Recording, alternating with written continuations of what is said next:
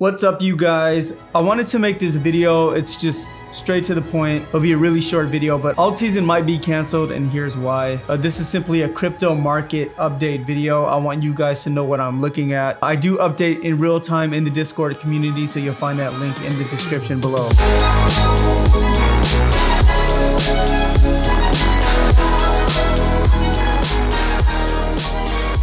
Here's what I was thinking. Bitcoin is like the North Star. We need to see one thing happen for altcoin season to take place, and that's to see Bitcoin reach new all-time highs. Now, if this doesn't happen, it's very likely that we won't see alt season at all, and it'll be something very different than the last previous 4-year cycles. But the good thing and the good news about this video is that I still think that it is very likely and that we're still on track to see altcoin season if these things happen. So if we look at FedWatch right now, we can see that there's a 99% chance of a cut in both October and December. Well, 94% in December and 99% this month. It's almost guaranteed. So we know that. We know that during the recent conversation that Jerome Powell had, they're hinting at quantitative tightening happening. And so that's something else that I'm looking at as well. If we look at the market right now, well, actually, before we do that, the sentiment is wild all over CT. It's crazy. People are absolutely fudding everything, but it's really just a 2% pullback. It's nothing really crazy. And I want to show you the charts and everything that I'm looking at so that we're not panicking. I'm still very bullish at this opportunity. I'm not really doing any longs or shorting right now because of market makers, but I am looking to add to my spot positions. You'll see right here, Andrew Tate is saying Bitcoin is going to 26,000. That is crazy. If it does go to 26,000, that would be amazing because that's like a once in a lifetime buy opportunity. If it retraces at all like that, I'm a huge buyer, but it's just FUD. That's not going to happen. If we look at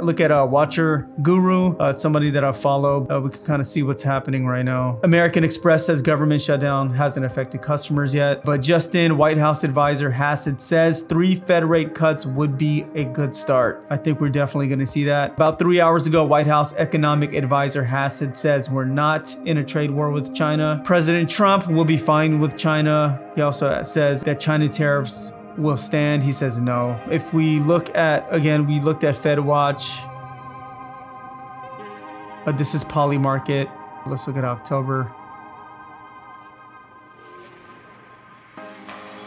Yeah, so same sentiment, 25 basis points, it's at about 94%. And they have 25 basis points of December, about 82%. But I like watching FedWatch a bit more. Here's what the current ETFs are looking at for Bitcoin. On Yahoo Finance, we see that Bitcoin, again, as it dips, it's clearly favoring gold. And so they're saying that so far, October has been rough. Yes, that's true. The world's largest cryptocurrency surged to start the month as investors sought to hedge against US government shutdown uncertainty. Last Friday, which was crazy, it plunged from 121 to 104 following the threat of 100% tariffs on Chinese goods.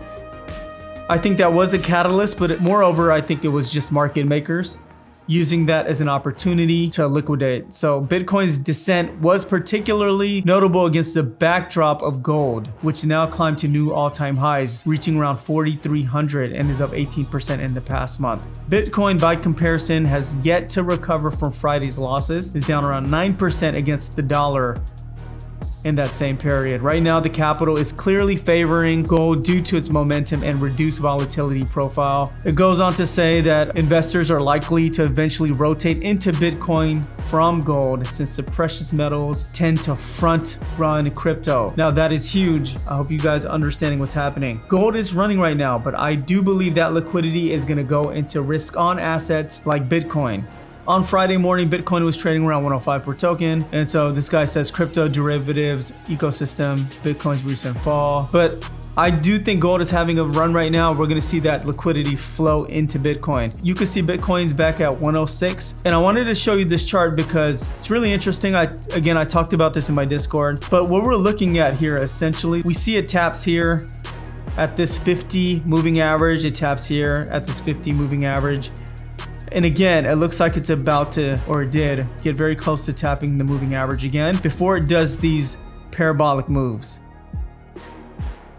I think that's something similar to what we're going to see happen now. What I'm watching for is that if we see 2 weekly closes happen under the 50 moving average, then that's kind of my signal that I think that we're entering a bear market phase. But we haven't had that yet. Previously with Bitcoin, anytime there's 2 weekly closes under this 50 moving average, we do notice that we entered this bear market. I don't think we're there yet. If I do see this go down and then do these 2 weekly closes, I will start selling some of my spot positions because I think we'll enter some sort of bear market. Or we could just be getting into a totally different type of cycle in general. These are kind of the things I'm watching. If we look at the coin capital indicator, right now it's also just showing that we are looking like we're gonna go down a little bit more. If we turn on VPR and we go on the daily, our point of control is around 115. We are under the value area low right now, and there's a demand zone that I have here around 100. But yeah, obviously if we break 100, that would be not really great. And so something that we're closely keeping an eye on right now. To kind of summarize this video, I think the FUD and the fear is high right now, but it can get worse. I do think that Bitcoin is going to dip a little bit more to around the 102 level. If it breaks that 50 moving average that we just looked at, then that is a bad sign. If we have 2 weekly closes under that, that is going to be a signal for me to kind of do something different here and maybe exit some of my spot positions and wait for a better entry. Also, if we take a look at total 3, let's look at what's happening there.